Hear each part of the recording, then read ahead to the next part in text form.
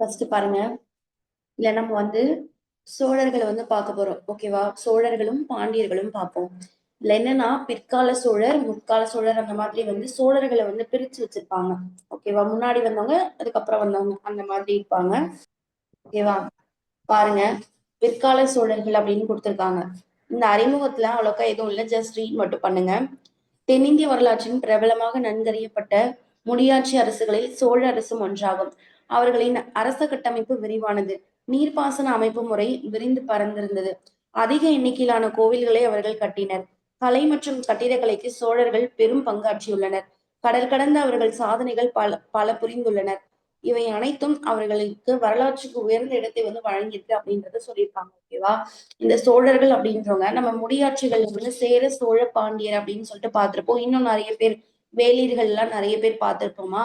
அதுல முக்கியமானவங்க இந்த சோழர்கள் தான். இவங்க நிறைய போர், அதாவது நிறைய போர் மூலயமா பிளேஸ் நிறைய இணைச்சிருப்பாங்க. தன்னுடைய ஆட்சியை விரிவுபடுத்தி இருப்பாங்க. கோயில்கள் நிறைய கட்டியிருப்பாங்க. நீர்ப்பாசன வசதி, கரிகால சோழன்லாம் நீர்ப்பாசனத்தை சிறப்பா கையாண்டிருப்பாரு இல்லையா? அதெல்லாமே இந்த மாதிரி அவங்க ஒரு சிறந்த விஷயங்கள், இந்த கோயில், தஞ்சை பெரிய கோயில் இந்த மாதிரி எல்லாம் இவங்க கட்டினதுனால, கங்கை கொண்ட சோழபுரம் இதெல்லாம் சோழர்கள் தானே கட்டியிருக்காங்க. சோ இதன் மூலயமா இவங்க என்ன ஒரு ஹிஸ்டரியில இப்ப வரைக்குமே பேசப்படுறாங்க அப்படின்றத சொல்றாங்க. ஓகேவா? இப்ப சோழர்களினுடைய ஆட்சியின் புத்தெழுச்சி எப்படி இருந்துச்சு அப்படின்னு பாருங்க. பண்டைய சோழர்கள் இருக்காங்க இல்லையா? அவங்க சோழரசு காவிரி ஆற்றினுடைய கழிமுக பகுதியை மையப்பகுதியா வச்சுதான் இருந்துச்சு. ஓகேவா? காவிரியினுடைய அந்த கழிமுக பகுதியில தான் சோழரசு இருந்துட்டு இருந்தது. அதனுடைய தலைநகரம் உறையூரா இருந்துச்சு. இன்றைய திருச்சிராப்பள்ளி தான் அப்ப இருந்த உறையூர் அப்படின்னு சொல்றாங்க. ஓகேவா? அதுக்கப்புறம் கரிகாலன் ஆட்சி காலத்தின் இந்த அரசு சிறப்பான இடத்தை வச்சிருந்தது. கரிகால சோழன் இருக்காரு இல்லையா? அவரோட பீரியட்ல சிறப்பா இருந்துட்டு இருந்துச்சு. அவருக்கு பின்வந்தோர் காலத்தில் படிப்படியாக சரிவினை சந்தித்தது. 9ஆம் நூற்றாண்டின் காவிரிக்கு வடக்கே ஒரு சிறு பகுதியை ஆண்டு வந்த விஜயாலய சோழன் அந்த வம்சத்தை மீட்டெழ செய்தார். அதாவது காவிரிக்கு பக்கத்துல 9ஆம் நூற்றாண்டுல என்ன பண்றாங்கன்னா, திரும்பவும் ஒரு மீட்டெழ செய்தவர் யாருன்னு கேட்டாங்கன்னா விஜயாலய சோழன். ஓகேவா? அதுக்கப்புறம் அவர் தஞ்சாவூர் கைப்பற்றி தனது தலைநகராக அந்த ஃபர்ஸ்ட் காவிரி பகுதியில உறையூரை தலைநகரமா வச்சு இருந்தாங்க அப்படின்றத பார்த்தோமா? கரிகால சோழன் பீரியடு. அதுக்கப்புறம் அவங்க ஆட்சி கொஞ்சம் கொஞ்சமா விழ ஆரம்பிச்சிச்சு. அதுக்கப்புறமா 9ஆம் நூற்றாண்டு பீரியட்ல காவேரிக்கு பக்கத்துல ஒரு சின்ன பகுதியை ஆண்டு விஜயாலய சோழன் என்ன பண்ணாருன்னா தஞ்சாவூரை கைப்பற்றி அதை தன்னோட தலைநகரமா வச்சு ஆட்சியை ஸ்டார்ட் பண்றாரு. ஓகேவா? அதுக்கப்புறமா இந்த விஜயாலயனுக்கு அப்புறம் பிற்காலத்துல முதலாம் ராஜேந்திரனும் அவருக்கு பின்னாடி வந்தவங்களும் என்ன பண்றாங்க அப்படின்னு பாத்தீங்கன்னா கங்கை கொண்ட சோழபுரத்தை அவங்களோட தலைநகரா வச்சுக்கிறாங்க. அப்ப உறையூரும் தலைநகரமா இருந்திருக்கு கரிகாலன் பீரியட்ல. தஞ்சாவூரும் தலைநகரமா இருந்திருக்கு விஜயாலயன் பீரியட்ல. கங்கை கொண்ட சோழபுரமும் தலைநகரா இருந்திருக்கு யாரோட பீரியட்ல அப்படின்னு பாத்தீங்கன்னா முதலாம் ராஜேந்திரனுடைய அவங்களுக்கு அப்புறம் வந்தவங்களாம் கங்கை கொண்ட சோழபுரத்தை என்ன பண்ணிருக்காங்க, தலைநகரமா வச்சு ஆட்சி செஞ்சிருக்காங்க. ஓகேவா? இப்போ இங்க பாருங்க, ஃபர்ஸ்ட் நமக்கு தெரிஞ்சவங்க தான் முதலாம் ராஜராஜ சோழன் இருப்பார் இல்லையா? அவர் நமக்கு தெரியும்ல, இந்த தஞ்சை பெரிய கோயில் இருக்குல்ல, அதை கட்டினதே முதலாம் ராஜராஜ சோழன் தான் அப்படின்னு சொல்லுவாங்க. இங்க பாருங்க, அவரோட பீரியட் 10-14 வரைக்கும் முடியுது. சோழ பேரரசினுடைய ஒரு மாபெரும் வல்லமை பெற்ற அரசர் தான் இந்த முதலாம் ராஜராஜன். இவர் காலத்தில் வென்ற அந்த புகழை நல்ல புகழை இவர் ஈட்டியிருக்காரு. எப்படி அப்படின்னு பாத்தீங்கன்னா, பெரும் பகுதிகளின் மீது சோழர்கள், அதாவது தென்னிந்தியாவினுடைய பெரும் பகுதிகளின் மீது சோழர்களினுடைய அதிகாரத்தை அவர் நிலைநாட்டியிருக்காரு. அவருடைய கடற்படையெடுப்புகள் மேலை கடற்கரையிலும் கங்கையிலும் சோழர் ஆட்சி விரிவடைவதற்கு வழிவகுத்துச்சு.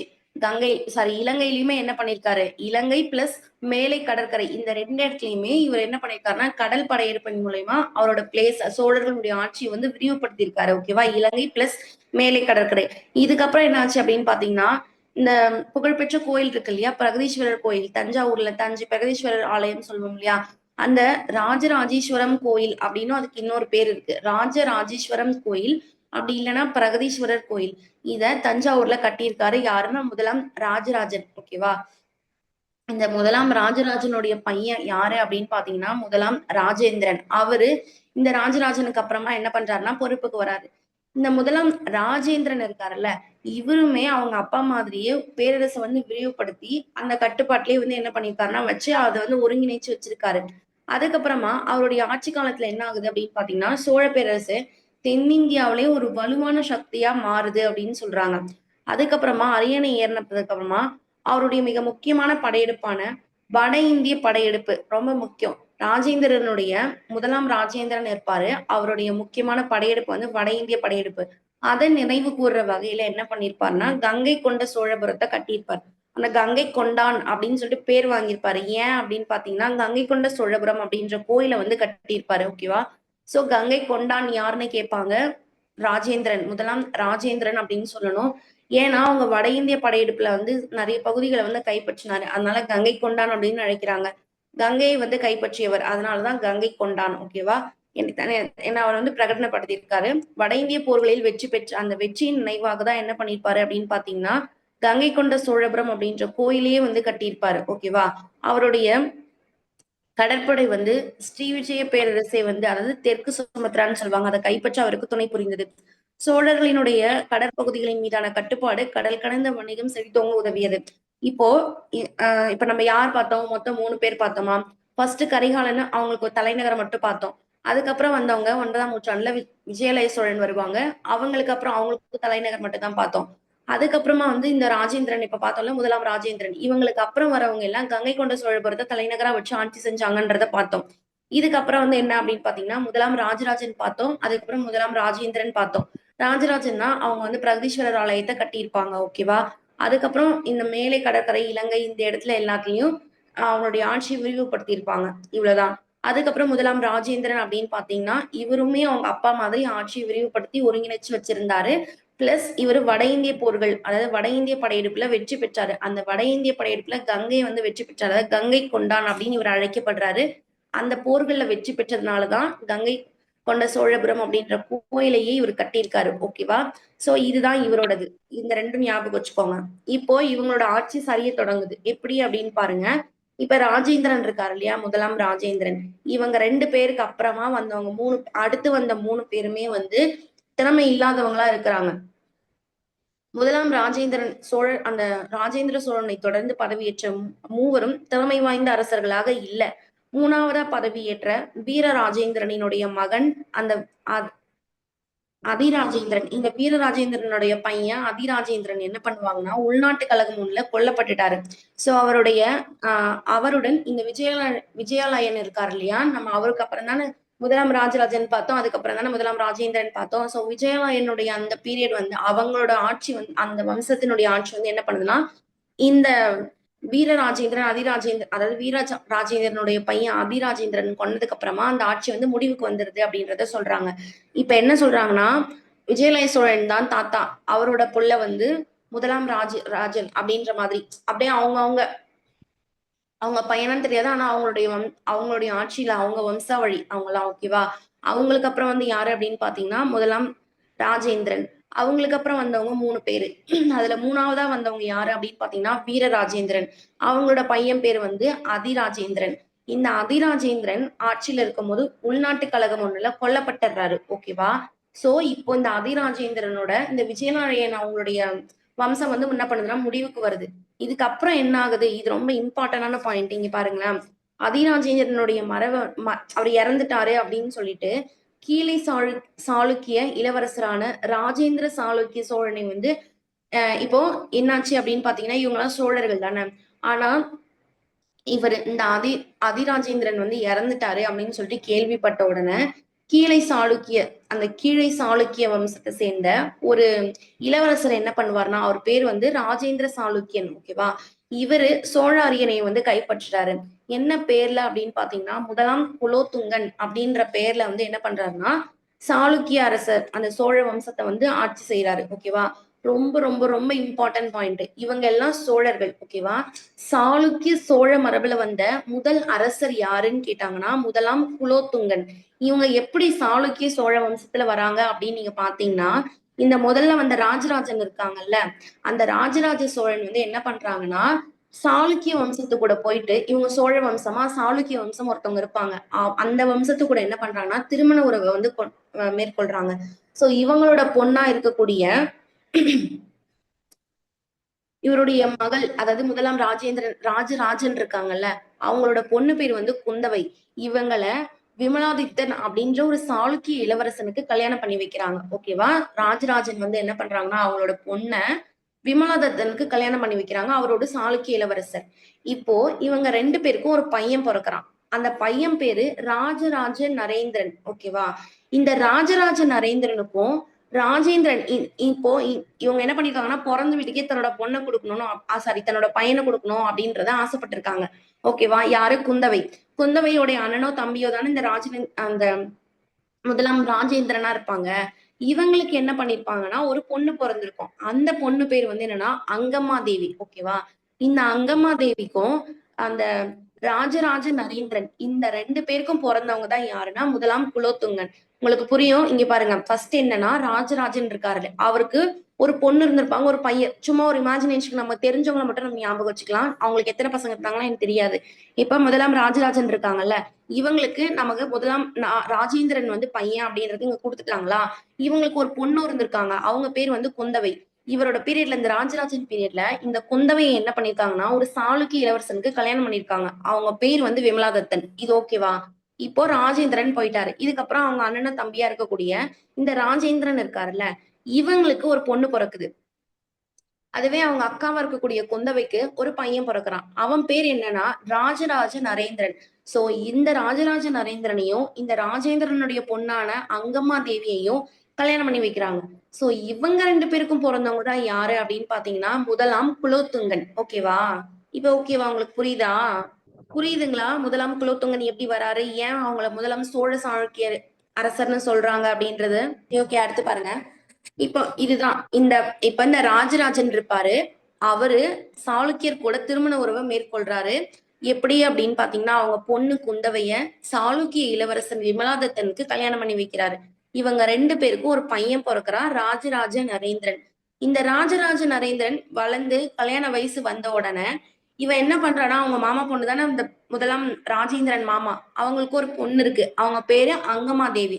சோ இந்த அங்கமா தேவியையும் ராஜராஜ நரேந்திரனையும் கல்யாணம் பண்ணி வைக்கிறாங்க. இவங்க 2 பேருக்கும் பிறந்தவங்க தான் முதலாம் குலோத்துங்கன். இவருதான் வந்து என்ன பண்றாருன்னா, இந்த அதிராஜேந்திரன் இறந்ததுக்கு அப்புறமா ஆட்சி பொறுப்பை ஏற்கிறாரு. சோ உள்நாட்டு கழகம் நிறைய எழுது, அது எல்லாத்தையும் டக்குன்னு வந்து அடக்குறாரு. ஆனா இவருக்கு என்ன ஒரு டிராபேக் அப்படின்னு பாத்தீங்கன்னா, இலங்கையில சோழர்களினுடைய ஆட்சி சோழர்களுக்கு சொந்தமா சில பகுதிகள் இருந்திருக்கும், அதை இழந்துட்டாரு.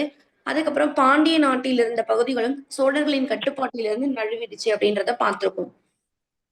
அடுத்து வந்து என்ன அப்படின்னு பாத்தீங்கன்னா, காஞ்சிபுரத்தை வந்து தெலுங்கு சோழர்களிடம் அந்த அதாவது சோழர்களே அந்த காஞ்சிபுரத்தை தெலுங்கு சோழர்களிடம் இழக்க நேரிட்டது. 1279 பாண்டியரசன் முதலாம் மாரவர்மன் மாரவர்மன் இருக்காங்கல்ல, அவங்க மாரவர்ம குலசேகர பாண்டியன் 3ஆம் ராஜேந்திர சோழனை தோற்கடித்து பாண்டியர் ஆட்சியை இன்றைய தமிழகத்தில் நிறுவினார். அத்துடன் சோழ வம்சத்தின் ஆட்சி முடிவுற்றது அப்படின்னு சொல்றாங்க. ஓகேவா? இங்க என்னன்னா, இப்ப இவங்களை வந்து பார்த்துட்டு வந்துட்டோம். இதுல வந்து அந்த வீரராஜேந்திரன், அதிராஜேந்திரனுக்கு அப்புறமா வந்தவங்க முதலாம் குலோத்துங்கன். இவர் சோழ சாளுக்கிய வம்சத்தை சேர்ந்தவர். இவருமே அதே மாதிரி வந்து ஆட்சி அமைக்கிறாரு. இதுக்கப்புறமா ஆஹ் 3ஆம் மாரவர்ம குலசேகர பாண்டியன் அப்படின்னு சொல்லிட்டு அவர் என்ன பண்றாருன்னா, முதலாம் மாரவர்ம குலசேகர பாண்டியன் 3ஆம் ராஜேந்திர சோழனை வந்து 3ஆம் ராஜேந்திர சோழனை தோற்கடிக்கிறாரு. சோ லாஸ்ட் அரசர் யாரு அப்படின்னு பாத்தீங்கன்னா 3ஆம் ராஜேந்திரன். அவரை தோற்கடிச்சவர் யாரு அப்படின்னு பாத்தீங்கன்னா முதலாம் முதலாம் மாரவர்ம குலசேகர பாண்டியன். ஓகேவா? முதலாம் மாரவர்ம குலசேகர பாண்டியன் 3ஆம் அந்த ஆஹ் ராஜேந்திரனை வந்து 3ஆம் ராஜேந்திரன் வந்து தோற்கடிச்சிட்டாரு. சோ இதுக்கப்புறம் தான் என்ன ஆகுது அப்படின்னு பாத்தீங்கன்னா, பாண்டியனுடைய ஆட்சி நம்ம தமிழ்நாட்டில் நடக்குது. இது கேட்பாங்க எப்படின்னா, பாண்டியனுடைய ஆட்சியை வந்து அதாவது இல்லைன்னா 3ஆம் ராஜேந்திரனை தோற்கடித்து ராஜேந்திர சோழனை தோற்கடித்து தமிழகத்தில் பாண்டியராட்சியை வந்து ஃபர்ஸ்ட் ஸ்டார்ட் பண்ணது யாருன்னு கேட்பாங்க. அது வந்து முதலாம் மாரவர்மர். மாறன்னு வந்துட்டாலே அது வந்து பாண்டியர்கள் தான். ஓகேவா? அதுக்குன்னு ஒரு ஷார்ட்கட்ல அவங்களுக்கு நிறைய பேர் இருக்கு. அது என்னன்னு நீங்க பார்த்து வச்சுக்கணும். ஓகேவா? முதலாம் மாரவர்ம குலசேகர பாண்டியன். இவர் தான் 1279 பாண்டியனுடைய ஆட்சியை வந்து தமிழகத்துல நிலைநாட்டுறாரு. இதுக்கப்புறம் பாருங்க, இவங்களுடைய நிர்வாக முறை எப்படி இருந்துச்சு அப்படின்னு பார்க்கலாம். ஃபர்ஸ்ட் அந்த மத்திய அரசின் நிர்வாகம் அரசின் நேரடி கட்டுப்பாட்டில் இருந்துச்சு. நாட்டினுடைய தலைமை பொறுப்பில் இருந்த அவர் பெருமளவு அதிகாரத்தை கொண்டிருந்தார். அரசின் ஆணைகள் அவருடைய அதிகாரிகளால் பனை ஓலைகளில் எழுதப்பட்டன அல்லது கோயில் சுவர்களில் பொறிக்கப்பட்டன. அரசுரிமை பரம்பரை இயல்புடையதாக இருந்தது. அரசர் தனது மூத்த மகனை தனது வாரிசாக தெரிவு செய்தார். மூத்த மகன் யுவராஜன் என்று அழைக்கப்பட்டார். யுவராஜாக்கள் நிர்வாகத்தில் பயிற்சி பெறுவதற்காக மண்டல ஆளுநர்களாக நியமிக்கப்பட்டனர் அப்படின்னு சொல்லியிருக்காங்க. அதுக்கப்புறமா சோழ அரசர்கள் நன்கு கட்டமைக்கப்பட்ட நிர்வாக முறையினை உருவாக்கி இருந்தனர். நிர்வாக வசதிக்காக பேரரசு மண்டலங்களாக பிரிக்கப்பட்டிருந்தன. ஒவ்வொரு மண்டலமும் பல நாடுகளாக பிரிக்கப்பட்டிருந்தன. ஒவ்வொரு நாடு பிரிவுக்குள்ளும் பல கூற்றங்கள் அதாவது கிராமங்கள் தொகுப்பு இருந்துச்சு, இடம்பெற்றிருந்தன. கிராமமே நிர்வாக அமைப்பின் மிக சிறிய அழகாகும் அப்படின்றத சொல்லியிருக்காங்க. ஓகேவா? இப்ப என்னன்னா, இந்த மத்திய நிர்வாகம் இருக்குல்ல, சென்டர் பாயிண்ட், அதாவது எல்லாத்தையும் ஹோல்ட் பண்றது யார் அப்படின்னு பாத்தீங்கன்னா இந்த அரசர்கள் நேரடியா பாத்துக்கிட்டாங்க. தலைமை பொறுப்புமே ஃபுல்லாவே அவங்க கிட்டதான் இருந்துச்சு. அவங்களுடைய ஆணைகள்ல என்ன பண்றாங்கன்னா பனை ஓலைகளை எழுதி காமிக்கிறாங்க. அப்படி இல்லைன்னா கோயிலுடைய அந்த இதுல பொறிச்சு வைக்கிறாங்க இவங்களோட பீரியட்ல. அதுக்கப்புறமா இவங்களுடைய மூத்த மகன் தான் என்ன பண்ணுவாங்க, வாரிசு. இப்போ அப்பா இருக்காங்கன்னா அதுக்கப்புறம் அவங்க ஃபர்ஸ்ட் பையன் யாரு, அவங்கதான் என்ன பண்ணுவாங்கன்னா அடுத்த அரசரா ஆக முடியும், அவங்கதான் வாரிசுன்னு அறிவிக்கிறாங்க. அதுக்கப்புறம் அவங்கள மூத்த மகன் இருக்காங்க இல்லையா, அவங்கள யுவராஜா அப்படின்னு அழைக்கிறாங்க. அந்த யுவராஜாக்கள்லாம் இப்ப நிறைய யுவராஜாக்கள் இருப்பாங்க. அந்த யுவராஜா என்ன பண்ணும், ஆட்சியில வந்தோடனே எப்படி ஆட்சி செய்யணும் அப்படின்றது அவங்களுக்கு ஒரு அனுபவம் இருக்கணும் இல்லையா. அதனால என்ன பண்றாங்கன்னா மண்டல ஆளுநர் அப்படின்ற பதவியை யுவராஜாக்களுக்கு கொடுக்குறாங்க. சோ பிராக்டிஸ் பண்றதுக்காக. இவ்வளவுதான். இதுக்கப்புறம் என்ன அப்படின்னு பாத்தீங்கன்னா, இப்ப இந்த மண்டல ஆளுநரா இந்த யுவராஜாவை இது பண்றாங்களா. இப்போ நிர்வாகத்துக்காக என்ன பண்றாங்கன்னா இந்த பேரரசு பெரிய அந்த ஃபுல் அரசையும் மண்டலங்களா பிரிக்கிறாங்க. அந்த மண்டலங்களை என்ன பண்றாங்கன்னா நாடுகளா பிரிக்கிறாங்க. அந்த நாடை கூற்றங்களா பிரிக்கிறாங்க. சோ இந்த ஆர்டர் ரொம்ப முக்கியம். மண்டலம், நாடு, கூற்றம். ஓகேவா? ஃபர்ஸ்ட் பேரரசு, அதை மண்டலங்களா பிரிக்கிறாங்க. அந்த மண்டலத்தை நாடா பிரிக்கிறாங்க. நாடை கூற்றமா பிரிக்கிறாங்க. அந்த கூற்றங்கள் நிறைய, அதாவது கிராமங்கள் நிறைய சேர்ந்ததுதான் கூற்றம். ஓகேவா? சோ கிராமங்களின் தொகுப்பு தான் கூற்றமா. லாஸ்ட் கிராமம்னு வரும். மொத்தம் 5 இருக்கும். ஒண்ணு பேரரசு, பேரரச மண்டலமா பிரிச்சிருப்பாங்க. அந்த மண்டலங்களை நாடா பிரிச்சிருப்பாங்க. நாடை கூற்றமா பிரிப்பாங்க. கூற்றத்தை கிராமம். அதாவது இந்த கிராமங்கள் நிறைய சேர்ந்ததுதான் கூற்றம். ஓகேவா? அப்ப சிறிய அழகு என்ன அப்படின்னு கேட்டாங்கன்னா கிராமம் தான் அப்படின்னு சொல்லணும். ஓகேவா? அதாவது நிர்வாக அமைப்பின் மிகச்சிறிய அழகு எது அப்படின்னு கேட்டாங்கன்னா என்னது, கிராமம் அப்படின்னு சொல்லணும். அடுத்து பாருங்க, உள்ளாட்சி நிர்வாகம் எப்படி இருந்துச்சு அப்படின்னு பாத்தீங்கன்னா, உள்ளாட்சி நிர்வாகமானது ஊரார், சபையோர், நகரத்தார், நாட்டார் எனும் அமைப்புகளின் மூலமாக செயல்பட்டது. ஓகேவா? இந்த ஆர்டர் ஊராரு, சபையோரு, நகரத்தார், நாட்டார் அப்படின்னு சொல்லிட்டு இந்த மாதிரி ஆர்டர்ல இருந்தது. வேளாண்மையின் விரிவாக்கத்தினால் கிராமப்புறங்களின் அதிக எண்ணிக்கையில் விவசாயிகள் குடியிருப்புகள் உருவாயின. அவை ஊர்கள் என அறியப்பட்டன. இப்ப நிறைய பேர் விவசாயிகள் ஒரு இடத்துல தங்கி இருந்ததுனால அது என்ன பண்றாங்க, ஊர்கள் அப்படின்னு சொல்றாங்க. விவசாயிகள் அந்த இடத்துல நிறைய இருந்துச்சு. நில உடைமை உடையவர்களாக இருந்த ஊரார் அந்த ஊரின் சார்பாக பேசுபவர்களாக இருந்தனர். யார்கிட்ட நிலம் இருக்கோ அவங்கதான் அந்த ஊரின் சார்பா என்ன பண்ணாங்க, பேச ஆரம்பிச்சாங்க. பிராமணர் கிராமங்களை சேர்ந்த சபையோர் பொது நிர்வாகத்தையும் நிதி நிர்வாகத்தையும் நீதி வழங்குதலையும் மேற்கொண்டனர். அந்த பிராமணர்கள் என்ன பண்றாங்கன்னா கிராமங்களை சேர்ந்த சபையோர் பொது நிர்வாகத்தை, நீதிய இது எல்லாத்தையும் பார்த்துக்கிட்டாங்க. வணிகர்களின் குடியிருப்புகளை நகரத்தார் நிர்வகித்தனர். வணிகர்கள், அதாவது கிராமத்துல இருக்கிறவங்கள யார் பாத்துக்கிறாங்க, ஊரார் சபையோர், நாட்டார் இந்த மாதிரி ஆர்டர்ல இருப்பாங்கன்னு பார்த்தோம். இதுல ஊரார் அப்படின்னா விவசாயம் செய்யறவங்க, வணிகம் செய்யறவங்கள நகரத்தார் நிர்வாகம் பண்றாங்க. இதுக்கப்புறமா இருந்த போதிலும் தனித்திறன் பெற்ற கட்டுமான கலைஞர்கள், இரும்பு தொழில் செய்வோர், தங்க வேலை செய்யறவங்க, நெசவு செய்யறவங்க, மண்பாண்டம் வனைவோர் ஆகியோரும் நகரத்துல என்ன பண்ணிருக்காங்கன்னா வாழ்ந்திருக்காங்க. விவசாயம் இல்லாத வேற வேற தொழில், இரும்பு, தங்கம், இந்த மாதிரி நெசவு, மண்பாண்டம் இதெல்லாமே நகரத்துல இருந்திருக்காங்க. அதுக்கப்புறம் என்னக்கா, நாடுகளில் நாட்டார் என்னும் அமைப்பு நாடோடு தொடர்புடைய பூசல்களையும் சிக்கல்களையும் என்ன பண்ணாங்கன்னா தீர்த்து வைத்தது. இப்ப இந்த ஊரார், சபையோர், நகரத்தார், நாட்டார்னு இருப்பாங்கல்ல. ஊரார்னா கிராமம், அந்த விவசாய பகுதியை பார்த்துப்பாங்க. வணிகம், அதுக்கப்புறம் இந்த மத்த தொழில் செய்யறவங்க எல்லாம் நாட்டார் பார்த்துப்பாங்க அப்படின்றத பார்த்தோமா. அதுக்கப்புறமா நாடுகளில் நாட்டார் என்னும் அமைப்பு நாடோடு தொடர்புடைய அந்த பூசல்களையும் ஏனைய சிக்கல்களையும் என்ன பண்ணாங்கன்னா தீர்த்தாங்க. பூசல்னா சண்டை சச்சரவு எல்லாம் வரும்ல, அதை எல்லாத்தையும் என்ன பண்ணிருப்பாங்கன்னா இந்த நாட்டாரே பாத்துக்கிறாங்க. அடுத்து ஊர், சபை, நகரம், நாடு ஆகியவற்றில் இருந்த மன்றங்கள் பல்வேறு குழுக்கள் மூலம் பணிகளை மேற்கொண்டுச்சு. இந்த குழு நீர்ப்பாசனம், சாலை, கோயில் போடுறது, அடுத்து தோட்டம், வரி வசூலிக்கிறது, அப்புறம் மத விழாக்களை நடத்துறது, இந்த எல்லா பணிகளையும் இந்த மன்றங்கள் பாத்துக்கிட்டாங்க. அடுத்து உத்திரமேரூர் கல்வெட்டு. இன்றைய காஞ்சிபுரம் மாவட்டத்தில் உள்ள உத்திரமேரூர் அப்படின்ற கிராமம் பிராமணர்களுக்கு ஒரு கொடையாக வழங்கப்பட்ட ஒரு பிரம்மதேய கிராமம் அப்படின்னு சொல்றாங்க. ஓகேவா? காஞ்சிபுரத்துல உத்திரமேரூர் அப்படின்ற ஒரு கிராமம் இருக்கு. அந்த உத்திரமேரூர் அப்படின்ற கிராமம் பிராமணர்களுக்கு கொடையா வழங்கப்பட்ட ஒரு பிரம்மதேய கிராமம் ஆகும் அப்படின்னு சொல்லியிருக்காங்க. ஓகேவா? இது ரொம்ப முக்கியம். இதை நம்ம எங்கேயுமே பார்க்கல பாத்தீங்களா? காஞ்சிபுரத்துல நமக்கு உத்திரமேரூர் கல்வெட்டு இருக்கு. இது சோழர்களுடைய ஆட்சி, அந்த கொடை முறை எல்லாம் பத்தி நம்ம பார்ப்போம் அப்படின்றத மட்டும்தான் நமக்கு தெரியும். இது பிராமணர்களுக்கு வழங்கப்பட்ட கொடையா வழங்கப்பட்டது, ஒரு பரிசா கொடுக்கப்பட்ட ஒரு நிலம். அதை வந்து பிரம்மதேய நிலம் அப்படின்னு சொல்லியிருக்காங்க. இந்த கிராமத்தின் கிராம சபைக்கான அந்த உறுப்பினர்கள் எவ்வாறு தேர்ந்தெடுக்கப்பட்டனர், நான் சொன்ன இல்லையா குடவோலை முறை, அதை வந்து இந்த கல்வெட்டு வந்து சொல்லும் குறித்து தெளிவாக விளக்கும் கல்வெட்டு வந்து இந்த இடத்துல இருக்கு. அது பேர் உத்திரமேரூர் கல்வெட்டுன்னு தான் சொல்லுவாங்க. ஒவ்வொரு குடியிருப்பில் இருந்தும், அதாவது வார்டு உறுப்பினர் இருப்பாங்க, அந்த வார்டுன்னு சொல்றாங்க சும்மா, குடியிருப்பு குடும்பங்களில் இருந்தும் ஒரு இடத்துல அந்த வார்டு உறுப்பினர்கள் ஒருவர் தேர்ந்தெடுக்கப்படுவாங்க. மொத்தம் வந்து 30 குடும்பிகள் வந்து இருந்தன. போட்டியிடும் ஆடவர் வந்து 35ல இருந்து 70 அந்த வயசுக்குள்ள வந்து இருக்கணும்.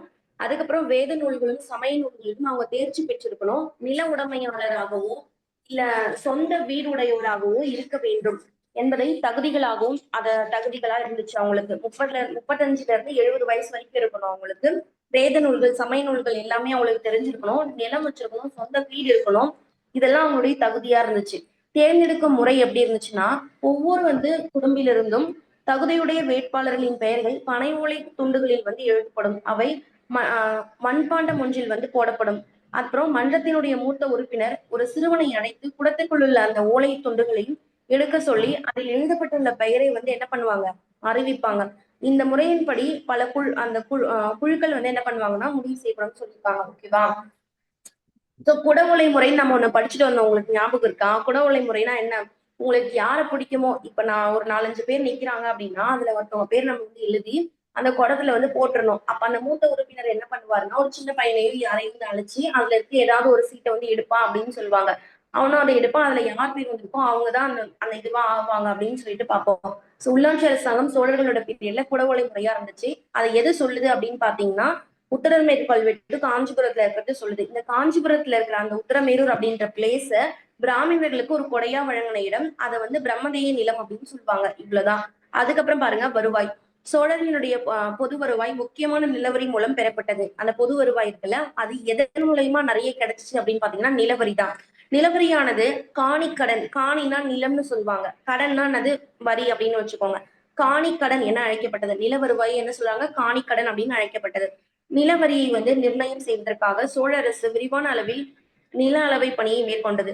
மகசூலில் 1/3 பகுதி வரியாக வந்து செலுத்தப்பட்டது. இந்த வரி பெரும்பாலும் தானியமாக வசூல் செய்யப்பட்டது. நிலவரியை தவிர தொழில் வரிகளும் வணிகத்தின் மீதான அந்த சுங்க வரிகளும் வசூலிக்கப்பட்டன அப்படின்னு சொல்லியிருக்காங்க. இங்க பாத்தீங்களா, இதுல வந்து என்னன்னா அந்த வரியை வந்து என்ன பண்ணிருக்காங்க, தானியமா தான் வசூல் பண்ணியிருக்காங்க. சோ வந்து இந்த வருஷம் மகசூல் கம்மியா இருக்குன்னா அதுக்கேத்த மாதிரிதான் அவங்க வந்து தந்திருப்பாங்க. இப்ப 1/3 வந்து கொடுக்கணும்னு ஒரு ரூல் இருக்கு. இருந்தாலும் ஒருவேளை அவங்களுக்கு கம்மியான, இந்த வருஷம் வந்து ஒழுங்கா மழை பெய்யல அது இதுன்னு ஏதாவது ஒண்ணு சொல்லியிருந்தாங்கன்னா, அப்ப அவங்களுக்கு அதுக்கேத்த மாதிரி தானியங்களை வந்து நீங்க குறைச்சு கொடுங்க, உங்களுக்கு மீதி போக எங்களுக்கு கொடுங்கன்ற மாதிரி கூட வாங்கியிருப்பாங்க. ஆனா ஆங்கிலேய ஆட்சி வரும்போது அந்த மாதிரி எல்லாம் இல்ல. ஓகேவா? அதனால இங்க இந்த பாயிண்ட் எல்லாம் ஞாபகம் வச்சுக்கோங்க. அப்பதான் அவங்க வந்து அங்க இருந்து என்னென்ன நம்ம கொடுமை பண்ணாங்க அப்படின்றது நமக்கு புரியும். ஓகேவா? இப்ப என்னன்னா வருவாய்னா என்னன்னா நில வருவாய் தான் இவங்களுக்கு ஜாஸ்தியா இருந்துச்சு. அதுல முக்கியமா வந்து காணிக்கடன், அந்த நில வருவாயை காணிக்கடன் அப்படின்னு சொல்லிட்டு அழைக்கிறாங்க. அதுக்கப்புறம் நில வருவாய் தானே முக்கியம். அப்ப எவ்வளவு நிலம் இருக்கு அப்படின்னு சொல்லிட்டு இவங்களுக்கு கரெக்டா தெரிஞ்சாதானே அத்தனை வருதான்னு நமக்கு தெரிய முடியும். அதனால என்ன பண்ணாங்கன்னா, ஒரு விரிவான அளவுல நில அளவை பணியை வந்து மேற்கொள்றாங்க. மகசூல்ல 1/3 அது 1/3 என்ன பண்ணோம் அப்படின்னு பாத்தீங்கன்னா இவங்களுக்கு வந்து கொடுக்கணும் அப்படின்றத சொல்லியிருக்காங்க. பெருமளவு அந்த 1/3 அவங்க எப்படிதான் வாங்கியிருக்காங்கன்னா தானியமா தான் வாங்கியிருக்காங்க அப்படின்னு பாக்குறோம். இவங்க வந்து ஆஹ் இந்த நிலவரி மட்டும்தான் இருந்துச்சா அப்படின்னா இல்ல, தொழில் வரி இருந்துச்சு. அதுக்கப்புறம் வணிகத்தின் மீதான சுங்கவரி இருந்தது. இது எல்லாமே அப்போ அந்த டைம்ல வந்து வசூல் செஞ்சாங்க. ஆனா அதிகமா இவங்களுக்கு வரி வந்தது வந்து நிலத்தின் மீதான வரி தான் அப்படின்றத சொல்லியிருக்காங்க.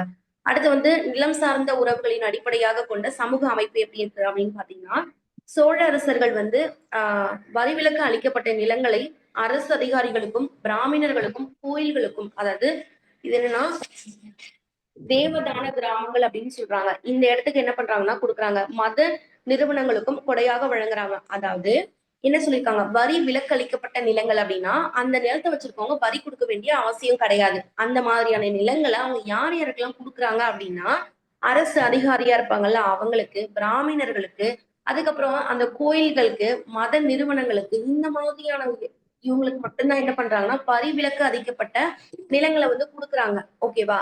இதுக்கப்புறம் என்ன அப்படின்னு பாத்தீங்கன்னா சமண சமய நிறுவனங்களுக்கு கொடையாக வழங்கப்பட்ட நிலங்கள் பள்ளி சந்தம் அப்படின்னு சொல்றாங்க. இது ரொம்ப முக்கியம். இங்க பாருங்க, இவங்களுக்கு எல்லாம் வந்து கொடுக்குறாங்க ஃப்ரீயா. அதாவது ஃப்ரீ மீன்ஸ் வரி விலக்கு அளிக்கப்பட்ட நிலங்களா வந்து கொடுக்குறாங்க. புரியுதா? இதுல சமண சமயமா இருப்பாங்கல்ல, அவங்களுக்கு வந்து கொடையா வழங்கப்பட்ட நிலங்களை வந்து என்னன்னு சொல்றாங்க அப்படின்னு பாத்தீங்கன்னா பள்ளி சந்தம் அப்படின்னு சொல்லுவாங்க. அதுக்கப்புறம் வேளாண் வகை என்னும் நிலங்களின் உடைமையாளர்கள் வந்து வேளாளர். வேளாண் வகை அப்படின்றதால என்னது வேளாளர் அப்படின்னு அழைக்கப்படுறாங்க. அதுக்கப்புறம் வேளாளரில் ஒரு பிரிவினரான உழுகுடி என்போரின் நிலங்களின் உடைமையாளர்களாக இருக்க இயலாது. அந்த உழுகுடி இருக்காங்கல்ல, அவங்க மட்டும் நிலங்களினுடைய உரிமையாளரா இருக்க முடியாது அப்படின்னு சொல்றாங்க. சமண சமய நிறுவனங்களுக்கு கொடுத்தா அது பள்ளி சந்தம். அதுக்கப்புறம் வேளாண் வகை என்னும் அந்த நிலங்களினுடைய உடைமையாளர்கள் வேளாளர், வேளாண் வகையை சேர்ந்திருந்தாங்கன்னா அவங்க என்ன பண்ணுவாங்க, வேளாளர்னு அழைப்பாங்க. இந்த வேளாளர்லயே முழுக்குடியை சேர்ந்தவங்க நிலத்தின் உரிமையாளரா என்ன பண்ண முடியாது, இருக்க முடியாது. ஓகேவா? வேளாண்மைனா வேளாளர், அவங்கள அதுலயும் அந்த வேளாளர்ல ஒரு பிரிவினரா இருக்கக்கூடிய உழுக்குடி என்ன பண்ண முடியாதுன்னா அந்த நிலத்தினுடைய உரிமையாளரா இருக்க முடியாது. அவர் பிரம்மதேய வேளாண் வகை நிலங்களின் பிரம்மதேயம், இதுனா என்னது, அந்த பிராமணர்களுக்கு வந்து ஃப்ரீயா கொடுக்குற நிலத்தை வந்து பிரம்மதேய நிலம் அப்படின்னு பார்த்திருப்போமா? அவங்க பாருங்க, இந்த இருக்க இயலாதுன்னு சொல்லிட்டாங்க. அவர்கள் பிரம்மதேய வேளாண் வகை நிலங்களின் வேளாண் பணிகளை வந்து செய்ய வேண்டியிருந்தது. அந்த உழுக்குடி இருக்காங்கல்ல, அவங்க பிரம்மதேய நிலங்களுக்கு வந்து என்ன பண்ணணும்னா அவங்களுக்கு வந்து பணிவிடை செய்ய வேண்டிய ஒரு அவசியம் இருந்துச்சு. ஓகேவா? அந்த உழறது அதெல்லாம் வந்து இந்த உழுக்குடி செய்யறதுனால இவங்க நிலத்தின் உரிமையாளரா ஆக முடியாதுன்ற ஒரு ரூல் வந்து போட்டிருந்தாங்க. அடுத்து மொத்த விளைச்சலில் செய்ய வேண்டியிருந்தது. சோ மொத்த விளைச்சலின் வேளாண் வகை நில உடைமையாளர் வந்து மேல் வர்த்தகத்தை, அதாவது மேல் வாரத்தை அப்படின்னு சொல்றாங்க. இதெல்லாம் விளைச்சலில் பெரும்பகுதியை வந்து என்ன பண்ணிருப்பாங்கன்னா பெற்றிருந்தாங்க. அடுத்து வந்து இந்த உழுகுடிகள் இருக்காங்கல்ல, அவங்க கீழ்வாரத்தை விளைச்சலில் வந்து சிறிய பகுதியை தான் வந்து வச்சிருந்தாங்க அப்படின்னு சொல்றாங்க. அப்போ ஆஹ் மொத்த விளைச்சலில் வேளாண்மையினுடைய அந்த நில உடைமை, நிலம் வச்சிருக்கவங்க, வேளாண்மையில நிலம் வச்சிருக்கவங்க எல்லாம் என்ன பண்றாங்கன்னா மேல் வாரம் நிறைய பொருளை எடுத்துக்கிறாங்க. உழுகுடிகள் இருக்காங்கல்ல, நிலம் வச்சிருந்தா அவங்களுக்கு நிறைய நிலம் வச்சிருந்தா அவங்களுக்கு வந்து நிறைய அப்படின்ற ஒரு இதுவும், உழுகுடிகள் இருப்பாங்கல்ல அவங்களுக்கு வந்து கம்மியான ஒரு இதுதான் கொடுத்திருக்காங்க, கீழ்வாரத்தை தான் கொடுத்திருக்காங்க அப்படின்றத சொல்றாங்க. அடிமை மற்றும் பணி செய் மக்கள் என்போர் சமுதாயத்தினுடைய கீழ்நிலையில் இருந்தனர். சமூகத்தின் இடைமட்டத்தில் மட்டத்தில் வந்து போர் செய்வோரும் வணிகரும் இடம்பெற்றிருந்தனர் அப்படின்னு சொல்றாங்க. இப்ப எப்படின்னா மேல இருக்கவங்க நிலம் வச்சிருக்கவங்க, கீழே இருக்கவங்க வந்து உழுங்குடிகளா இருக்காங்க. இவங்களுக்கு இடையில இருக்கவங்க வந்து எப்படின்னா போர் செய்யறவங்க, வணிகம் செய்யறவங்க, இவங்க எல்லாம் வந்து ரொம்ப ஹைலியும் இல்லாம ரொம்ப லோலியும் இல்லாம ஆஹ் மிடில் கிளாஸா இருப்பாங்க இல்லையா, அந்த மாதிரி வந்து இருக்காங்க. இவ்வளவுதான். அப்போ மேல இருக்கவங்க யாரு அப்படின்னு பாத்தீங்கன்னா அந்த வேளாளர் வம்சம் இல்ல, அந்த வேளாளர் குடியை சேர்ந்தவங்க. அவங்க என்ன பண்ணிருப்பாங்க, நிலம் வச்சிருப்பாங்க, வேளாண்மை நிலத்துக்கு அவங்கதான் உரிமையாளரா இருப்பாங்க. அதனால அவங்க மேல் வாரத்தை எடுத்துக்குவாங்க. உழுகுடியை சேர்ந்தவங்க நிலத்தின் உரிமையாளரா இருக்க முடியாது. ஏன் அப்படின்னு கேட்டீங்கன்னா அவங்கதான் பிரம்மதேய நிலத்துக்கு அவங்கதான் போய் பணிவிடை எல்லாம் செய்யணும். உழறது அந்த நிலத்தை வந்து பராமரிக்கிறதுல இவங்கதான் பாத்துக்கணும். ஆனா இவங்க உழுகுடியா இருக்கிறதுனால இவங்க வந்து என்னது கீழ்வாரத்தை தான் வாங்க முடியும். இதான் சின்ன பகுதி தான். எப்படின்னா ஒரு விளைச்சல் இருக்குன்னா அதுல பெரும்பகுதியை வந்து இந்த வேளாளர் அவங்க எடுத்துக்குவாங்க. அந்த உழுகுடிக்கு எப்படிதான் கொஞ்சமா தான் தருவாங்க. இந்த உழுகுடிக்கும் வேளாளர்களுக்கும் இடையில வந்து இந்த உழறவங்க வணிகம் செய்யறோம், உழறவங்கல்ல, அந்த போர் செய்யறவங்க வணிகம் செய்யறவங்க எல்லாம் இருந்தாங்க அப்படின்றத பாக்குறோம். அடுத்து பாருங்க நீர்ப்பாசனம். சோழர்களின் நீர்ப்பாசனத்துக்கு முக்கியத்துவம் வந்து இந்த சோழர்கள் வந்து நீர்ப்பாசனத்துக்கு இம்பார்ட்டன்ஸ் கொடுத்தாங்க. நமக்கு இது தெரியும்ல. கங்கை கொண்ட சோழபுரத்தில் முதலாம் ராஜேந்திர சோழனால் உருவாக்கப்பட்ட 16 மைல் நீளம் கொண்ட ஒரு ஏரிக்கரை வந்து தடுப்பணை மிக சிறந்த எடுத்துக்காட்டா இருக்கு அப்படின்னு சொல்லியிருக்காங்க. இது நமக்கு தெரியாதுல்ல. ஃபர்ஸ்ட் பாருங்க, யாரு ராஜேந்திர சோழன் இருக்காருல்ல, அவரு கங்கை கொண்ட சோழபுரத்துல வந்து 16 மைல் நீளம் கொண்ட 1.6 கிலோமீட்டர், ஒரு மைல்னா என்னது 1.6 கிலோமீட்டர் செக் பண்ணிக்கோங்க. அப்ப வந்து 16 மைல் வந்து என்னது நீளம் கொண்ட அந்த ஏரிக்கரை தடுப்பணை மிக சிறந்த எடுத்துக்காட்டா இருக்கு. ஒரு ஏரிக்கரையை 16 மைல்ல வந்து என்ன பண்ணிருக்காரு, ஏரிக்கரை தடுப்பணை வந்து உருவாக்கி இருக்காரு. யாரு? முதலாம் ராஜேந்திர சோழன். அதுக்கப்புறம் அந்த காவிரி கழிமுக பகுதி இருக்குல்ல, அங்க குறுக்கும் நெடுக்குமாக மரபு சார்ந்த முறையில் நீரினை வந்து திசை மாற்றி விடுவதற்காக அந்த வடி வாய்க்கால்கள் வந்து என்ன பண்ணிருக்காங்கன்னா அமைக்கப்பட்டிருக்கு. தேவைப்படும் நீரை வந்து கொண்டு வருவது வாய்க்கால். தேவைக்கு அதிகமான நீரை வெளியேற்றுவது வடிகால். புரியுதா? வாய்க்கால்னா வாய்க்கால் மூலயமா நமக்கு தேவையான நீர் வரும். இப்ப நிறைய தண்ணி இருக்கு, அதை நம்ம திருப்பி விடணும் அப்படின்னா அதுக்கு வடிகால். ரெண்டுத்துக்கும் டிஃபரன்ஸ் இருக்கு. அதனாலதான் வடிவாய்க்கால வந்து என்ன பண்ணிருக்காங்க, உருவாக்கியிருக்காங்க. வாய்க்கால்னா என்ன, நமக்கு தேவைப்படுற, நம்ம வந்து வயல்ல எல்லாம் வாய்க்கால் தானே போடுவாங்க. எதுக்கு போடுறாங்க, நமக்கு தேவையான நீர் வாய்க்கால் வழியா பயிருக்கு வருமா. அதுவே வடிகால் அப்படின்னா நம்ம கிட்ட எக்ஸஸான நீர் இருக்கு. இப்போ வந்து பாலம் அந்த மாதிரிலாம் இருக்கு, அந்த டேம் எல்லாம் கட்டியிருக்காங்கன்னா அங்க என்ன பண்ணிருப்பாங்க, வடிகால் அமைச்சிருப்பாங்க. ஏன்னா அங்க தண்ணி அதிகமாகும் போது என்ன பண்ணுவாங்க, அங்கங்க பிரிச்சு விடுவாங்க. அது பேர் வடிகால்.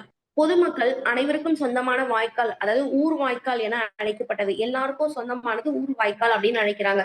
நாடு எனும் நிர்வாக பிரிவின் மட்டத்தின் பயன்பட வாய்க்கால்கள் வந்து நாடு வாய்க்கால். ஊர்ல வந்து பொதுமக்கள் எல்லாரும் பயன்படுத்தினா அது ஊர் வாய்க்கால். நாடுக்கு வந்துச்சுன்னா அது நாடு வாய்க்கால்கள் என வந்து குறிப்பிடப்பட்டன. நீர் விநியோகத்தின் சுற்றுமுறை நடைமுறையில் இருந்துச்சு அப்படின்றத சொல்லியிருக்காங்க. அடுத்து பாருங்க, மதம். சோழர்கள் சைவத்தின் மீது மிகுந்த பற்று கொண்டவர்களா இருந்தாங்க. சிவபெருமானினுடைய திருவிளையாடல்கள் சைவ அடியார்களான நாயன்மார்களால் பாடலாக இயற்றப்பட்டன. நம்பியாண்டார் நம்பியால் தொகுக்கப்பட்ட அவை திருமுறைகள் என அழைக்கப்படுகின்றன. இவங்க வந்து சைவம், ஓகேவா? யாரு? சோழர்கள் வந்து சைவத்தை தான் வந்து என்ன பண்ணிருக்காங்கன்னா போற்றிருக்காங்க. மிகுதியா வந்து அவங்க அதுலதான் பற்று கொண்டிருக்காங்க.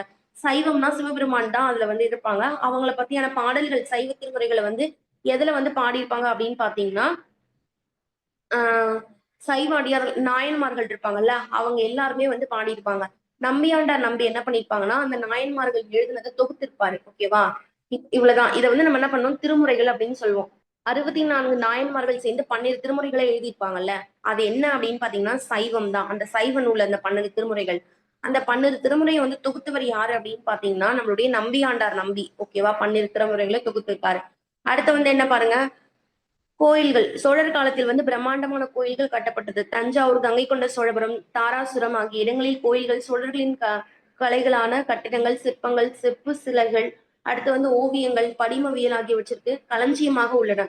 சோழர் கால கோயில்கள் வழிபாட்டிற்கான இடங்கள் மட்டுமல்லாமல் பெருமளவு நிலங்களை சொந்தமாக கொண்டிருந்தன. அவை கல்வியும் பக்தி கலைகளிலும் வடிவங்களாக நடனம், இசை, நாடகம் இவற்றையும் வளர்த்தன. அதுக்கப்புறம் நடனமாத இசைக்கலைஞர்கள், பாடகர்கள், இசை கருவிகள் இவங்க மீட்டுவோர், அர்ச்சகர்கள் ஆகியோர் கோயில்ல வந்து என்ன பண்ணிருக்காங்கன்னா கோயில் பணியாளர்கள், இது எல்லாத்தையுமே வந்து இவங்க பேஸ் பண்ணி தான் அந்த கோயிலை வந்து கட்டியிருக்காங்க. இப்ப என்னன்னா இவங்க கோயிலுக்கு நிறைய இம்பார்ட்டன்ஸ் வந்து கொடுத்துருக்காங்க. அதை பார்க்கும்போது அதுல சிற்பக்கலை, ஓவியம் எல்லாமே பெஸ்டா இருந்திருக்கு. அது மட்டும் இல்லாம அந்த இடம் வந்து சொந்த இடமா இருந்திருக்கு. இந்த கலைகள்லாம் அவங்க என்ன பண்ணிருக்காங்க, வளர்த்துட்டு இருக்காங்க. அடுத்து சோழர்களினுடைய கல்வி பணி அப்படின்னு பாத்தீங்கன்னா, சோழ அரசர்கள் அந்த கல்வி பணிகளுக்குமே வந்து பெருமளவு ஆதரவு தந்திருக்காங்க. முதலாம் ராஜேந்திரன் இருக்காங்கல்ல, அவங்க 8000 அப்படின்னா தற்போது விழுப்புரம் மாவட்டத்துல வந்து இருக்கு. அந்த கிராமத்துல வந்து வேத கல்லூரி ஒன்று நிறுவியிருக்காரு. யாரு? ராஜேந்திரன். நம்ம இங்க 16 மைல்ல ஒரு ஏரியை வந்து அவர் தான் கட்டியிருக்காருன்னு பார்த்திருப்போம். அதுக்கப்புறம் நீரினை திசை மாற்றுவதற்காக வடிவாய்க்காலை வந்து கட்டியிருக்காங்க அப்படின்றத பார்த்தோம். பிளஸ் இந்த இடத்துலயும் ராஜேந்திரன் தான் வராங்க. முதலாம் ராஜேந்திரன் இருக்காங்கல்ல, அவங்க 8000 அப்படின்ற பிளேஸ்ல வந்து இந்த காலமேக புலவருக்கு போய் பாருங்க. இந்த 8000 பிளேஸ் வரும்னு நினைக்கிறேன். நீங்க செக் பண்ணி பாருங்க. தமிழ்ல ஓல்டு புக்ல இருப்பாரு. அந்த 8000 வந்து விழுப்புரம் மாவட்டத்துக்கு பக்கத்துல வந்து இருக்கும், ஓகேவா? கிராமத்துல வந்து வேத கல்லூரி அப்படின்ற வேத கல்லூரியை வந்து இந்த பக்கத்துல எங்க விழுப்புரத்துல 8000 அப்படின்ற பிளேஸ்ல வந்து ஸ்டார்ட் பண்ணி வச்சிருக்காரு ஒரு வேத கல்லூரிய. அப்போ அந்த கல்லூரியில வந்து 14 ஆசிரியர்களின் வழிகாட்டுதலில் 340 மாணவர்கள் வேதங்கள், இலக்கணம், உபநிடதங்கள் இது எல்லாத்தையும் கத்திருக்காங்க. அப்போ அந்த அந்த 8000த்துல வந்து எத்தனை பேர் இருந்தாங்க ஆசிரியர்கள் அப்படின்னா 14 பேர். 340 பேர் ஸ்டூடெண்ட்ஸா அங்க வந்து படிச்சிருக்காங்க. அதுக்கப்புறம் வந்து என்ன அப்படின்னு பார்த்தோம்னா, அவருக்கு பின் வந்த ஆட்சியாளர் அவருடைய அந்த பணியை வந்து முன்னுதாரணமாக கொண்டு பின்பற்றினாங்க. இதன் விளைவாக இன்றைய புதுச்சேரிக்கு அருகே இருக்கிற திருபுவனை என்னும் ஊரிலும், இன்றைய செங்கல்பட்டு மாவட்டத்தில் இருக்க திருமுக்கூடலிலும் முறையே 1048, 1067 ஆகிய ஆண்டுகளில் இதே போன்ற கல்லூரிகள் நிறுவப்பட்டுச்சு அப்படின்னு சொல்றாங்க. இப்ப என்னன்னா, முதலாம் ராஜேந்திரன் இருக்காருல்ல, அவர் 8000த்துல ஸ்டார்ட் பண்ணியிருக்காரு ஒரு வேத கல்லூரிய. அதுல 14 ஆசிரியர்களும் 340 ஸ்டூடெண்ட்ஸும் இருந்திருக்காங்க. இதுல வேதம், இலக்கணம், உபநிடதம் எல்லாத்தையுமே அதுல கத்து கொடுத்திருக்காங்க. இப்போ நம்மளுடைய தாத்தா வந்து இந்த மாதிரி பண்றாங்கன்னா நம்மளும் அதை வந்து அது ஒரு நல்ல விஷயம்ன்றதுனால நம்ம அதை கண்டினியூ பண்ணுவோம்ல. அந்த மாதிரி இவங்களோட ஆட்சி வம்சாவழிகளும் என்ன பண்றாங்க அப்படின்னு பாத்தீங்கன்னா இதை வந்து ஃபாலோ பண்றாங்க. சோ இதன் மூலயமா புதுச்சேரிக்கு பக்கத்துல இருக்க திருப்புவனையிலையும், அதுக்கப்புறம் செங்கல்பட்டு பக்கத்துல இருக்கிற திருமுக்கூடல் இந்த 2 பிளேஸ்லயுமே வந்து 1040 1067 இந்த 40 67 சாரி 48 67 இந்த 2 வருஷத்துல என்ன பண்ணிருக்காங்கன்னா கல்லூரிகள் நிறுவப்பட்டிருக்கு அப்படின்னு சொல்றாங்க. அதுக்கப்புறம் வந்து என்னன்னா உன்னதமான இலக்கியங்களான பெரிய புராணமும் கம்பராமாயணமும் இந்த காலப்பகுதியை சேர்ந்தவை ஆகும். சோழர்கள் காலத்துல சேர்ந்ததுதான் என்னது பெரிய புராணம் கம்பராமாயணம். ஓகேவா, அவ்வளவுதான். இவங்களோட வணிகம் எப்படி இருந்தது அப்படின்னு பார்க்கலாம். சோழர்கள் காலத்துல வணிகம் தலை தோங்கியது. அதுக்கப்புறம் வந்து 5 வர்ணத்தார் மணி கிராமத்தார் எனப்படும் வணிக குழுக்கள் வந்து குழு அமைப்புகள், அதாவது கில்டு அப்படின்னு சொல்றாங்க, சேர்ந்த வணிகர்கள் வணிக நடவடிக்கைகளை மேற்கொண்டனர். 5 வண்ணத்தார் மணி கிராமத்தார் அப்படின்னு சொல்லியிருக்காங்க. 5 வண்ணத்தார் அப்படின்ற குழுவானது மேற்கு ஆசியர்கள், அரேபியர்கள், யூதர்கள், கிறிஸ்துவர்கள், இஸ்லாமியர்கள் ஆகியோரை உள்ளடக்கியதாகும். எது 5 வண்ணத்தார்? 5 பேர் இருப்பாங்க பாருங்க. ஆசியர்கள், அரேபியர்கள், யூதர்கள், கிறிஸ்துவர்கள், இஸ்லாமியர்கள். 5 வண்ணத்தை சேர்ந்தவங்க. டிஃப்ரெண்ட் பீப்புள்ஸ் தானே. சோ 5 வண்ணத்தார் அப்படின்னா இவங்க எல்லாரையும் உள்ளடக்கியதா இருந்துச்சு. அவர்கள் கடல் கடந்து வணிகம் செஞ்சிருக்காங்க. அவர்கள் மேற்கு கடற்கரையோர துறைமுக நகரங்களில் குடியேறி இருந்திருக்காங்க. அதுக்கப்புறம் மணி கிராமத்தார் அப்படின்னா இவங்க வந்து வணிக குழு அமைப்பை சேர்ந்த வணிகர்கள் உள்நாட்டு வணிகத்தின் ஒரு தீவிரமாக என்ன பண்ணிருக்காங்கன்னா ஈடுபட்டிருக்காங்க. அதாவது உள்நாட்டுல ஈடுபட்டிருக்காங்க. அந்த அந்த கிராமத்தை சேர்ந்தவங்களா இருக்கு. அதுக்கப்புறம் வந்து என்ன சொல்லப்படுகிறது, காலப்போக்கில் இவ்விரு அமைப்புகளும் ஆஹ் ஐநூற்றுவர் திசை அப்படின்னு சொல்லியிருக்காங்க. அடுத்த 1500 என்னும் பெயர்களில் ஒருங்கிணைந்தன அப்படின்னு சொல்லியிருக்காங்க. அப்படின்னா 5 கிராமத்தாரும் 5 வண்ணத்தார் மணி கிராமத்தார். 5 வண்ணத்தார்னா இப்ப நம்ம பார்த்தோம் இல்லையா, ஆசியர்கள், அரேபியர்கள், யூதர்கள், கிறிஸ்துவர்கள், இஸ்லாமியர்கள் இவங்க எல்லாரும் இருந்த ஒரு குழு. இவங்க வெளிநாட்டிலையும் போயிட்டு வணிகம் பண்ணியிருக்காங்க. மணி கிராமத்தார் அப்படின்னா அந்த மக்களால உள்நாட்டு வணிகத்துல தீவிரமா ஈடுபட்டிருக்காங்க. காலப்போக்குல இது என்ன இருக்கு அப்படின்னு பார்த்தோம்னா 500 அப்படின்னா திசை 1500 அப்படின்னு சொல்லிட்டு அந்த பேர்ல என்ன பண்ணிட்டாங்கன்னா இந்த 2 குழுக்களும் ஒருங்கிணைந்திருக்கு அப்படின்னு சொல்றாங்க. கர்நாடக மாநிலம் ஐகோயிலில் வந்து இந்த தலைமை அமைப்பினுடைய வழிகாட்டுதல் செயல்பட்டது. இந்த 500 அமைப்பு தென்கிழக்கு ஆசிய நாடுகளை உள்ளடக்கிய கடல் கடந்த வணிக நடவடிக்கைகளை செஞ்சிருக்காங்க. 500 அப்படின்றது கடல் கடந்த வணிகத்தையும் செஞ்சிருக்காங்க.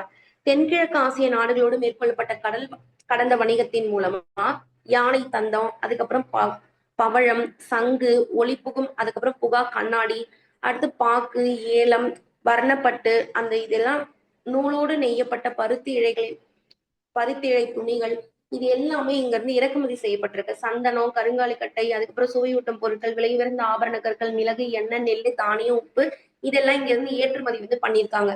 சோ ஃபர்ஸ்ட் இருந்த அந்த 5 வண்ணத்தாரையும் மணி கிராமத்தாரையும் 500 அதுக்கப்புறம் திசை 1500 அப்படின்னு பிரிச்சிருக்காங்க. அதுக்கப்புறம் கர்நாடக மாநிலம் ஐகோலில் அந்த தலைமை அமைப்பின் வழிகாட்டுதலின்படி இது செயல்பட்டிருக்கு. 500 அப்படின்ற அமைப்பு வந்து வெளிநாடு அது கடல் கணதோ என்ன பண்ணிருக்காங்கன்னா வணிகம் வந்து செஞ்சிருக்காங்க. தென்கிழக்கு ஆசிய நாடுகளோடு என்ன பண்ணிருக்காங்க கடல் கடந்த வணிகத்தின் மூலமா நம்ம வந்து யானை, பவழம், சங்கு, ஒளிப்புகும், புகா கண்ணாடி இது எல்லாத்தையும் நம்ம என்ன பண்ணிருப்போம் இங்க இறக்குமதி செஞ்சிருக்கோம். நிறைய பொருட்களை ஏற்றுமதியும் செஞ்சிருக்கோம் அப்படின்றத பார்த்து வச்சுக்கோங்க. இதுக்கப்புறம் என்ன அப்படின்னு பாத்தீங்கன்னா இப்ப நம்ம பிற்கால சோழர்களை முடிச்சிட்டோம்.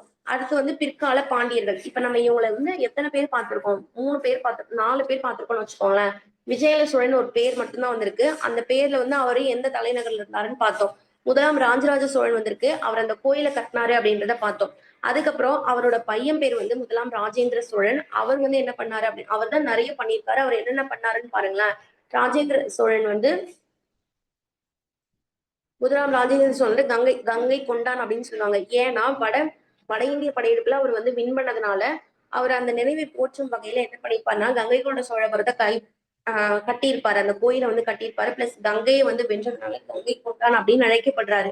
ஓகேவா. அதுக்கப்புறம் பாருங்க இந்த பேரரசின் சரிவு அப்படின்னு பார்த்தோம். அதுல வந்து வீரராஜேந்திரன் அப்படின்னு ஒருத்தவங்க இருப்பாங்க. அவங்களோட பையன் வந்து அதிராஜேந்திரன். அவர் வந்து உள்நாட்டு பூசல்ல இறந்துட்டாரு. அதுக்கப்புறமா இதை தெரிஞ்சுக்கிட்ட சாளுக்கிய அரசங்க வந்து என்ன பண்ணிருப்பாங்கன்னா வந்து ஆட்சியை வந்து பிடிச்சிருப்பாங்க.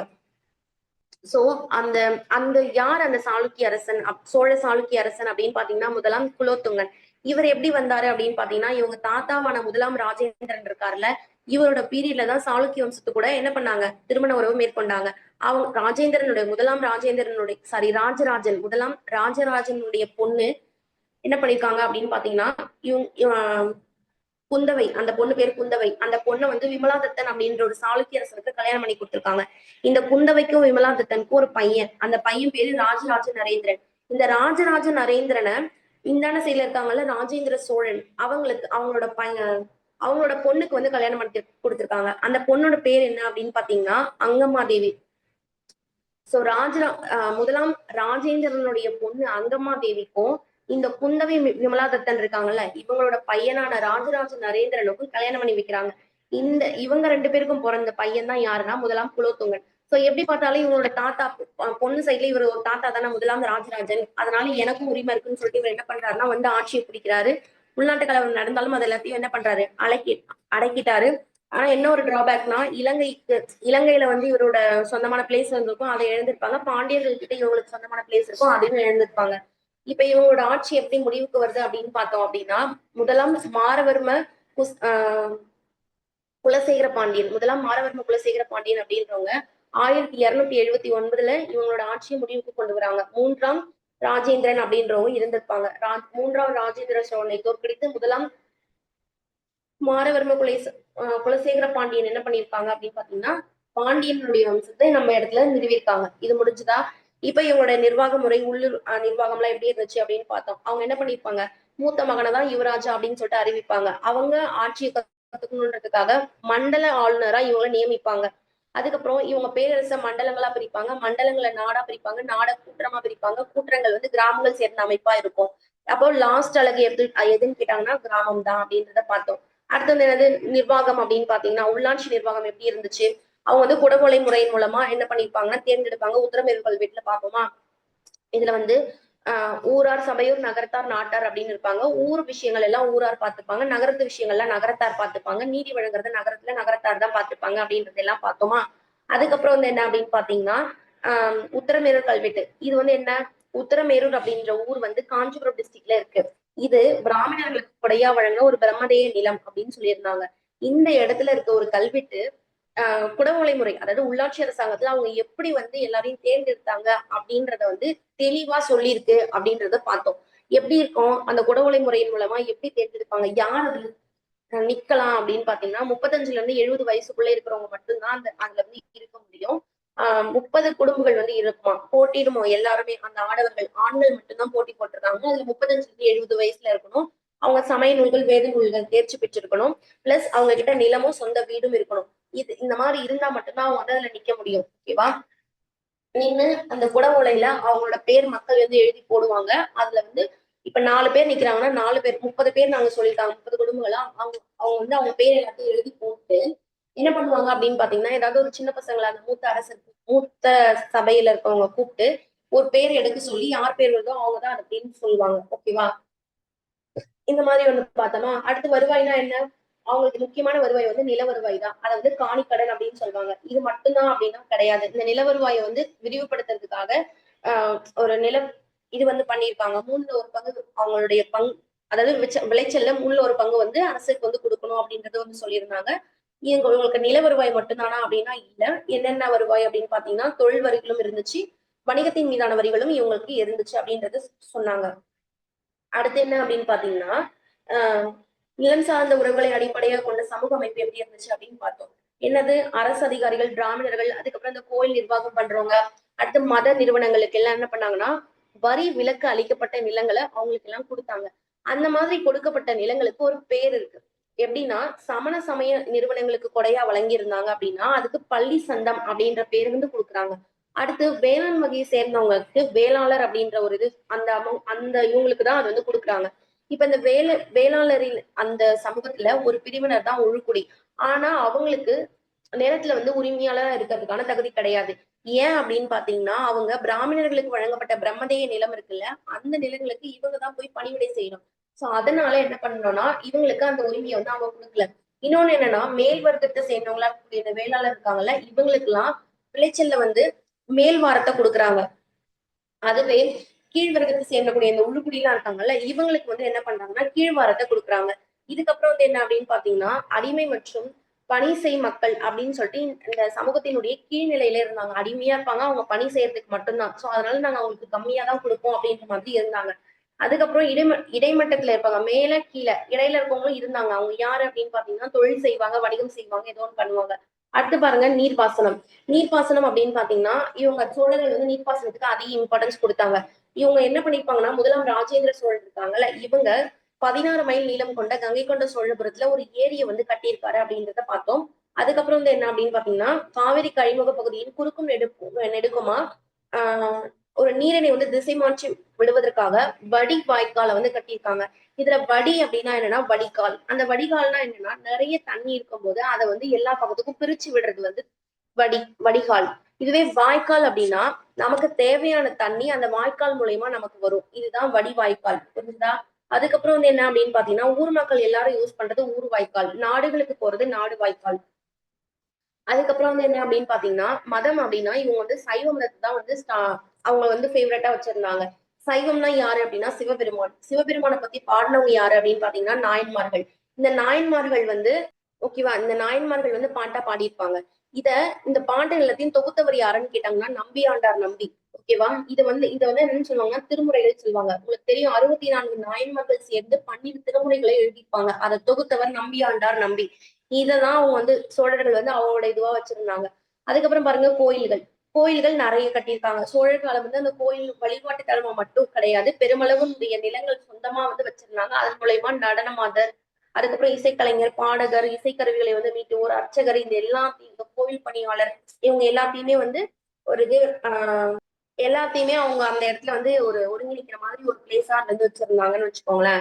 அடுத்து வந்து அவங்களோட கல்வி பணி எப்படி இருந்தது அப்படின்னு பாத்தீங்கன்னா இந்த முதலாம் ராஜேந்திரன் வந்து எண்ணாயிரம் அப்படின்ற பிளேஸ்ல ஒரு வேத கல்லூரியை கட்டியிருக்காரு. அதுல 14 ஆசிரியர்களும் 340 ஸ்டூடெண்ட்ஸும் இருந்தாங்க. வேதம், இலக்கியம், உபநிடதம் இது எல்லாத்தையும் அவங்க கத்துக் கொடுக்குறாங்க. இவங்களுக்கு அப்புறம் வந்தவங்களும் இதே மாதிரி கல்லூரிகளை கட்டியிருக்காங்க. என்னன்னு பாத்தீங்கன்னா புதுச்சேரியில திருபுவனம், புதுச்சேரிக்கு பக்கத்துல திருபுவனம் அப்படின்ற ஊர்லயும், செங்கல்பட்டுல திருமுக்கூடல் அப்படின்ற ஊர்லயும் கட்டியிருக்காங்க.